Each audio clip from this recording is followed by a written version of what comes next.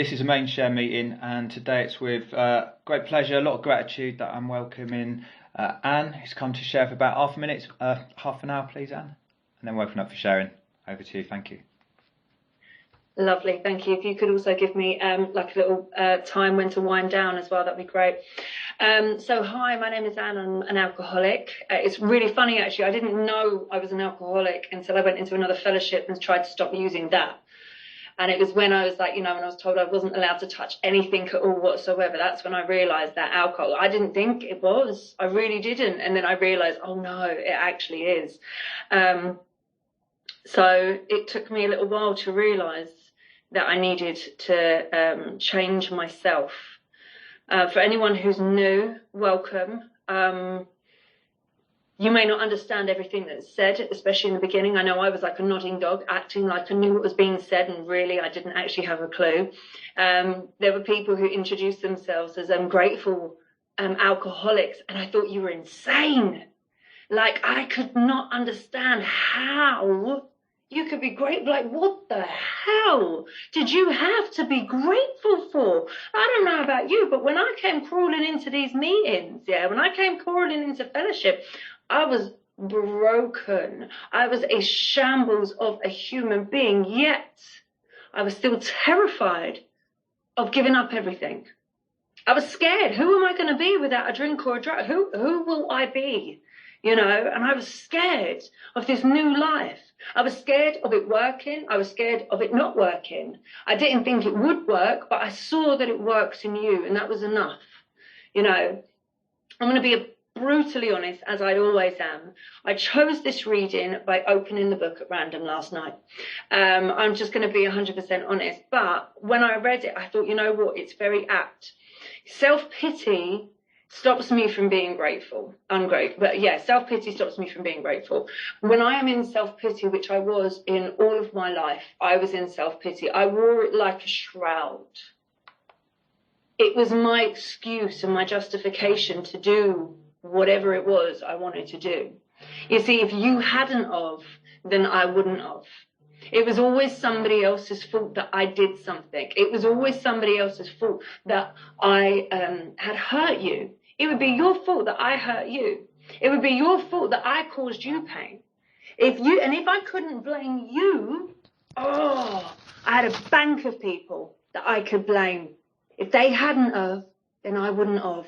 It absolves me from all responsibility. I like playing the victim. I don't like being the victim. And when I am the victim, oh my God, do I wallow in self-pity. It got to the stage where self-pity for me wasn't something that I wallowed around. It was like a spa day, I almost enjoyed it.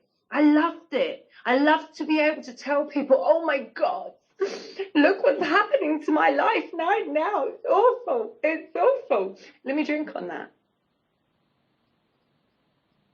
Let me justify my drinking on that. And for me, it's not just about the drink, because it's about the behaviours that go with it. It's about the annihilation of all the morals that I once had when I was a child. It's the annihilation of all the dreams and the hopes and the aspirations that I once had as a young woman. Gone. It's annihilation of my self-respect. It is annihilation of any kind of pride. It's pure humiliation and pain and suffering. And not just me. You see, I am the alcoholic. So I am the one with the illness, but I am not the only sufferer because of my illness. Everyone around me suffers because of my illness, and yet I will use that as an excuse and a justification to fuel my bullshit, to fuel my listening, my justification of why I do what it is that I do. See, if you hadn't of, then I wouldn't have. See, it's that person's fault because they didn't treat me right. It's that person's fault because they were mean to me. It's your fault because you hurt my feelings. It's my boss's fault because they got the ump with me because I didn't show up on time. How dare they? It's my kids' fault for not doing what I've asked them to do. It's my kids' fault for, oh my God, being children. It's their fault for at 4 o'clock in the morning when they've got school in a few hours' time to turn around and tell me that I need to shut up because I'm singing karaoke into spoons at 4 o'clock in the morning thinking I'm at some kind of concert. How dare they? How dare you? I wallow in self-pity. I enjoy it. I sit there and I can only see the darkness. And it's kind of almost like a comfort because the positive scares me because that will come to an end. And it will come to an end because of me, but I can't see that. I'll blame you instead. When I came into recovery and I remember hearing the step 9 promises and the bit where it says about like, you know, your outlook and your attitude towards life will change. And it did, and it did sort of fairly quickly. I didn't come in kicking and screaming. Like I didn't really want to do all the rules. Like I didn't like the idea of some of the steps. I thought that I'd swerve a few. No, I don't like the look of that one. I'll leave that one out. You know what I mean? And I really thought that, you know, I didn't want to keep coming back either. Like, you know, like when someone said, like, you know, you've got to keep coming back, like you've got to come back again. And I'm like, wait, really? Why? You know? And when they told me, they said, like, you know, like what, more than once a week? You want me to do this more than once a week? I couldn't understand it. I thought I was double busy. And the changes that happened because I came in and I heard what you guys said about yourselves. See, I didn't come in and you told me about me. Because you can't tell me about me. I'm too defensive. I will blame you somehow. I will absolve myself of all responsibility. And failing that, I will turn to aggression. So you can't tell me about me. But what you did do was you told me about you. You told me about your experience. You told me about your thoughts and your feelings and your journey. And I understood where you were coming from. You explained me to me by telling me about you. And that's where I started to listen and I started to think, and where I thought I knew it worked for you because I saw the evidence, then started to build the hope inside of me that maybe, just maybe, this could start to work for me too. You know, that whole shift that we do from the person we used to be to the people we are today isn't instant, although we like instant gratification, do we not? You know what I mean? It isn't instant. Sometimes quickly, sometimes slowly. Yes, it will materialize, you know. But for me, I don't like it when it's doing slowly. I want to just be like this. I expected to do my step 7 prayer and just bibbidi bobbidi boop. I'd be this like magical human being, you know what I mean? Like, you know, practically be a unicorn. Yay! By the time I got to Amen, it didn't work that way. You know, I had to keep on doing. And the self-pity and that mindset of, oh, woe is me, needed to change. And it wasn't a conscious effort. It was something that over time of keeping to coming to meetings, of being held accountable by having a service commitment, by reaching out to other people, which I still am not the greatest at, I'm going to be 100% truthful, by having a sponsor who would pull me up, by working the 12 steps to the best of my ability, and most importantly, by taking other women through the work once I'd completed the 12 steps. All of that changed. My whole outlook changed. The way I viewed the world changed because the way I viewed me changed. Because the way I viewed a higher power changed. And all of a sudden, rather than like, oh my God, the world is crumbling around me. Why is this happening to me? And being all dramatic about it all of a sudden, I start to get to ask the question is, okay, what are you teaching me? What are you showing me? Where are you taking me? Where do you need me to be? And what is it you need me to do? Now, when you start to get into that, now I used to say it in meetings because it sounded good. But the more I said it, the more I actually started to believe it because I practiced this to the best of my ability every single day. I'm I'm not perfect in recovery by any stretch of the imagination. So the more I do it, the easier it becomes. God, what are you teaching me? I understand that some of my biggest downfalls, some of my biggest why moments were in actual fact my greatest blessings. You know? Because, you see, I believe like this illness, it's an illness and a half, isn't it? God blimey, because you can have it for years and still not know. It's not until you say, hi, my name is, and I am an alcoholic, that you actually realize, oh, I'm actually an alcoholic. You know, everyone around you is like, yeah, no, we knew. And you're like, oh, I just came to the party, sorry, you know. Because I remember watching a film and there was a line in the film which said, the devil's greatest achievement was convincing man he never existed. And I'm like, well, fuck me, if that's true, the devil handcrafted this illness. Because it don't matter what, it will tell me I'm okay. It will deceive me into believing that it doesn't exist. See, I did not know I had an illness until I actually even came in to 12-step fellowship. How about that? I had no idea of its existence. So I believe in the existence of the devil as much as I believe in the existence of God, and I believe that God works through us, so therefore why can't the devil? Which therefore means when something happens, we straight away look up and go, why would you do this to me? That's where my resentment with God began. Why would you allow this to happen to me? If you're there, if you're real, you know, testing God, prove yourself to me at once, like he's some fucking performing seal, you know?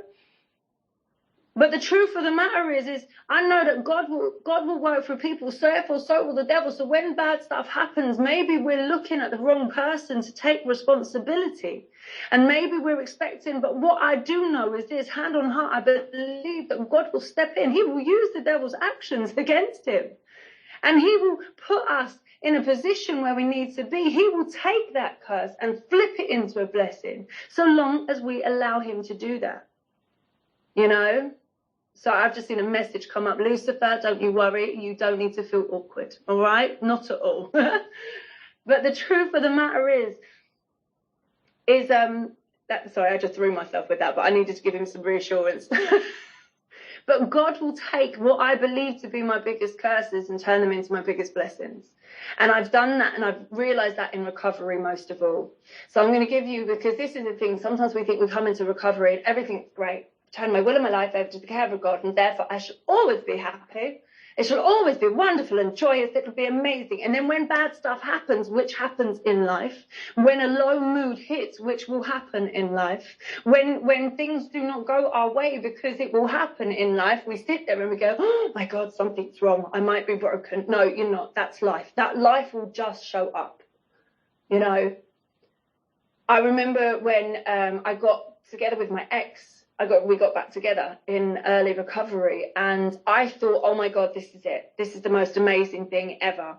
And I struggled through 2 years, and it was painful. And what I realize now is that God was there. I made the decision to get back with my ex, and God was like, So it got more painful, and it got more painful, and it got more painful, until eventually I made the decision to leave. Until eventually I decided that I loved myself more than I loved this other human being. And I left. And I remember at the time thinking, oh my God, why would God let this happen? Why? Because I was still quite early in. I didn't know how to ask God, what are you teaching me? And then a couple of years later, I met the most amazing man and have the most amazing relationship with honesty and trust. You see, now, if God had not taken that person away from me, I would not have been in a position to be able to meet the man that I am with today. I am a better mother today than I ever could have been. I was a terrible mother before I came into recovery. I was verbally, physically abusive to my children. You know what I mean? My kids were, they went through. They suffered the most because of my illness. You know, they were the most afflicted by my illness. And my eldest girl, when she was younger, she cut herself, and I remember just shouting at her through fear, and just shouted, "Why would you do that? Don't do that again, fucking hell!" Because I didn't know how to handle it. In recovery, my youngest child did the same, and because of the growth because I didn't throw myself into self-pity. It wasn't about me. Whereas with my other daughter, I took it all about me. And I got scared, so I did the only thing I knew how to do, which was get aggressive. Whereas with this child, I was able to look at her and go, okay, I'm here to help. Let me help you. And I did the necessary things. I called the doctors and I spoke to her school and everything like that, you know. When she tried to take her own life this June, I could have very easily gone into why. Why me? Why would God allow? Why? Straight away, why would you allow that? Rather than realizing that she has her own demons. Rather than realizing that she has her own battles, just like I did. You know, they may not be the same demons. I'm not trying to diagnose anyone with anything, but what I'm trying to say is I understand and I respect that she has demons. And when I prayed for my child, see, I use God as a genie, like I said before. I use God as a, you know, performing seal.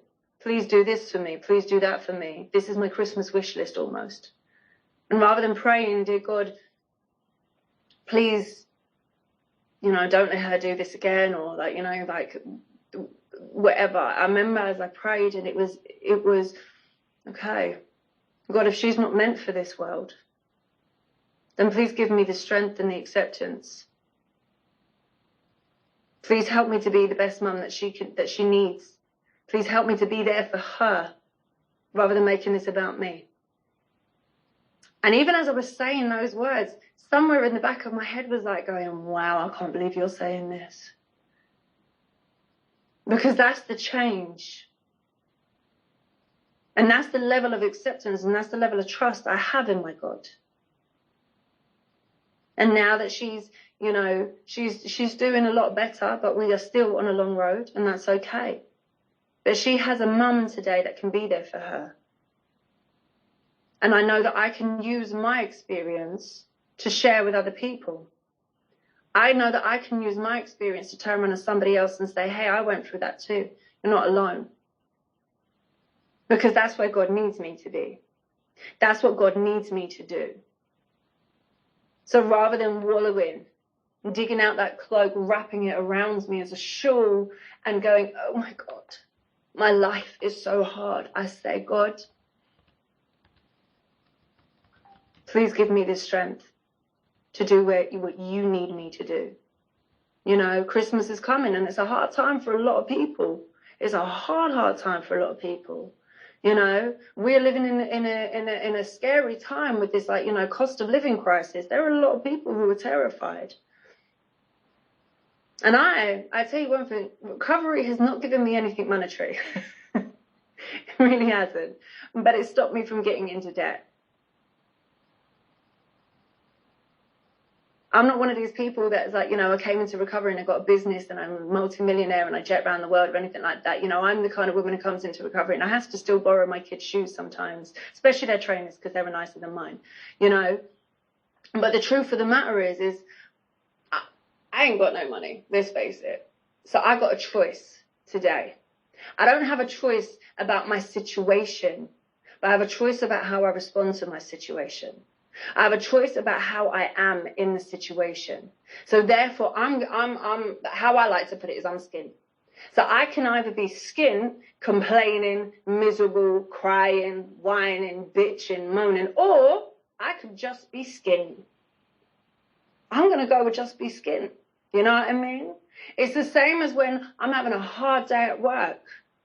I understand that today is not the best of days, and that's all right. Today is not okay, and that's okay. I don't need to live in it. This is how I feel right now. And again, this is another thing about our feelings. Feeling sorry for myself because I am in a hard situation or because I'm going through emotional turmoil is okay, but wallowing in that self-pity is not healthy. It's a comfort zone that I know very well, but it's dangerous. You see, my comfort zone has, let me try and get my words out. My comfort zone, especially for people like us, are dangerous places. Our comfort zones can actually kill us. So we need to step out of our comfort zone at every given opportunity. That's why we are encouraged in the rooms to be of service. Raise your hands. Yeah, raise your hand, put yourself forward. Not only does it help the fellowship as a whole, not only does it help that particular meeting, but it helps you in your growth. And it also helps those who are going to come after you. Because you know what? If you didn't come and you didn't stay and you weren't of service, there'd be no one here when I needed you. If they didn't come and they didn't stay and they weren't of service, then there'd be no one here when you needed them. You know, step out of your comfort zone, take those roles, especially within fellowship that you like. GSR, who really likes that? Me? No. You know what I mean? Treasury, oh my God, no. You know, but do it. And there are plenty of people around you who will help you and support you in that. I remember when I got through the 12 steps, my sponsor, she was more excited than I was. She was like, oh my God, yay, when we go to the meeting tonight, you can raise your hand. And I'm like, no, I can't, I'm going to kill someone. I was like, I cannot have, no. I was thinking, dear God, anyone who is desperate enough to ask me for help is fucked. They're beyond help. I certainly can't be the one to help them. I can't do it. But you know what? I did it. And as terrified as I was, I did it. I remember the first woman I took for the work, we met up, we sat down, we read the first bit of the book, and I never saw her again.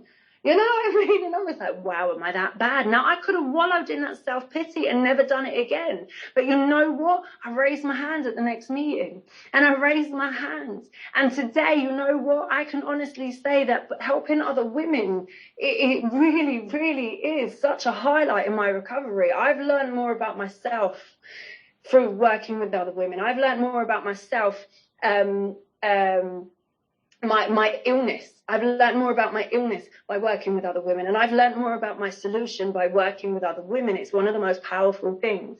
I have learned that I'm not very good at being organized, and that's okay. So there are certain jobs that I will leave other people to. But secretary, oh, I can do that. Greeter, I can do that. Give me a tea commitment. Oh, I will tea you all. I'm telling you, biscuits, tea, cake. You got gluten intolerance? Oh, baby, I got you covered. Hold on. You know what I mean? I'm showing up with oat milk and all sorts because there are certain things that I understand that I'm good at and certain things that I know that I'm not great at. But does it mean I'll never try it again? No. Because I know that my comfort zone is a dangerous place for me to remain. So I have to take myself out of my comfort zone, even though it terrifies me. And I can't do that while I'm living in self-pity. I cannot appreciate those who are around me the way that I do today if I'm living in self-pity. Because while I'm feeling sorry for myself, I then get the blame thrower out and start setting you on fire. Because you ain't loving me right, because if you love me right, I wouldn't feel this way that I feel inside. You ain't doing this right, because if you did that right, I wouldn't be feeling as bad as I feel. So it's everyone else's fault. But when I live in gratitude, when I live within that gratitude, it's hard, it's virtually impossible to feel sorry for yourself. You know, like I can feel sad. I can get angry. I can think, oh, this is a really shit situation and I don't think it's very fair right now. And I can cry. I can hoot and I can holler and I can make all the noise. But the difference is today I do not live there. Today I know that what I feel, my emotions are okay. I'm allowed to feel them. I'm not being a martyr. I'm not saving the world. I'm not going like, look at what I'm sacrificing for you. Oh, expecting recognition. I'm just doing what I believe my God needs me and wants me to do. And if I get it wrong, if I run on self-will without even realizing, because you know what? I've got a devil on one shoulder and an angel on the other. And like if you ever watched cartoons when you were a kid and the devil and the angel would pop up on someone's shoulder, one thing that was common was they all looked the same. They all sounded the same too.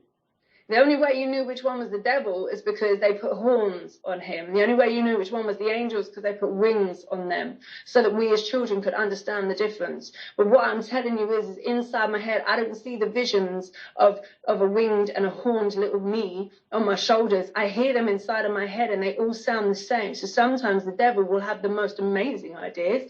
And I think that's a good idea without even realizing, But I have faith in my God. I have faith in my higher power, and I know for a fact my God will always lead me back. I may take the long route, I may take the scenic route, but I will always get back to where God needs me to be. providing. I keep doing what it is that I'm, and I can't keep doing what it is that I'm doing if I'm wallowing. If I'm wallowing in my self-pity. I'm not a martyr. I'm not anything special. But what I am today is a woman who's free. What I am today is a woman who can honestly put her hand on her heart and say, I'm proud of who I am. I'm even proud of who I used to be. Because if it weren't for her, I wouldn't be who I am today. I can look at the woman I used to be with compassion and forgiveness. Because you guys taught me that. Because you told me how you did it. So I did it too. You see, one of the most powerful things we have in this room is each other. Your experience is what you will then use to share with others so that they can go, oh, me too. So they can sit there and go, like, sometimes I heard you guys say things that I could never articulate. And it was amazing, you know? And that's how I learned so much about me. Because of you. Because you came and you stayed and you put your hands up. You know? So I will stay, please God. And I will share my truth. Even when I'm having a bad day, I will sit there. And when I was going through what I was going through, yeah, I still shared that on a meeting. And I turned and I said to people, even though I was going through what I was going through, I was still showing up for a meeting. I was still showing up for service. And I was still clean and I was still sober, even though my heart was broken. And I did that because of you. Because you came and you stayed. You were the light in my dark. Sorry, that's my grandson. You were the light in my dark. You were there when I needed you because you came and you stayed and you raised your hand. I always end on two things, and I'm going to end on these two things again today. So when I came into recovery 7.5 years ago, which, you know, to some people, I'm an old timer, to some people, I'm still a baby, but to me, that impresses the hell out of me.